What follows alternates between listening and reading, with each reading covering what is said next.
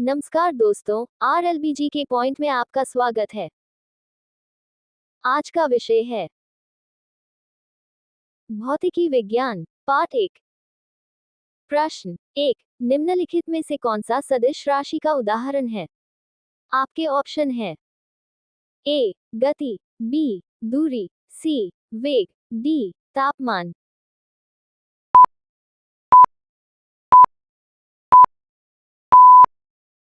आपका सही जवाब है ऑप्शन सी वेग। व्याख्या। वेग एक सदिश राशि है क्योंकि इसमें परिमाण और दिशा दोनों होते हैं। अगला सवाल। प्रश्न 2। कौन सा नियम कहता है कि प्रत्येक क्रिया के लिए एक समान और विपरीत प्रतिक्रिया होती है? आपके ऑप्शन है ए न्यूटन का पहला नियम, बी न्यूटन का दूसरा नियम, सी न्यूटन का तीसरा नियम, डी केपलर का नियम।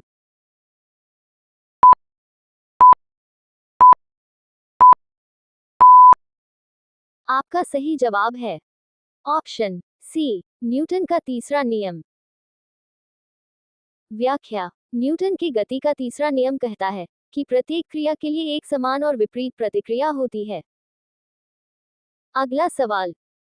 प्रश्न 3। खींची हुई स्प्रिंग किस प्रकार का बल लगाती है? आपके ऑप्शन है ए घर्षण बल, बी गुरुत्वाकर्षण बल, सी तनाव बल, डी प्रत्यास्थ बल।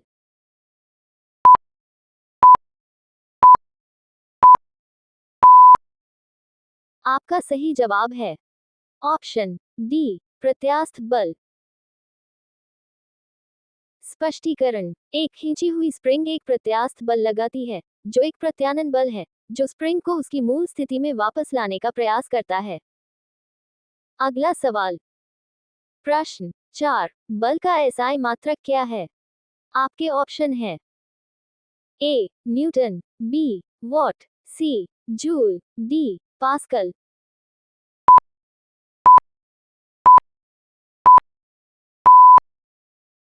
आपका सही जवाब है ऑप्शन ए न्यूटन।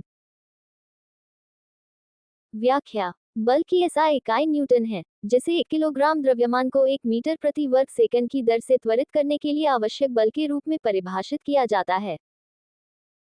अगला सवाल। प्रश्न 5। कौन सा नियम कहता है कि किसी वस्तु के संवेग में परिवर्तन की दर लगाए गए बल के समानुपाती होती है तथा बल जिस दिशा में लगाया जाता है उसी दिशा में होता है? आपके ऑप्शन है ए न्यूटन का पहला नियम, बी न्यूटन का दूसरा नियम, सी न्यूटन का तीसरा नियम, डी केपलर का नियम।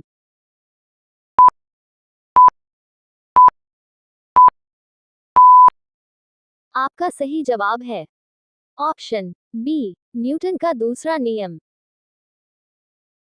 व्याख्या। न्यूटन की गति का दूसरा नियम कहता है कि किसी वस्तु के संवेग में परिवर्तन की दर उस पर लगाए गए बल के समानुपाती होती है तथा ये परिवर्तन उस दिशा में होता है जिस दिशा में बल लगाया जाता है।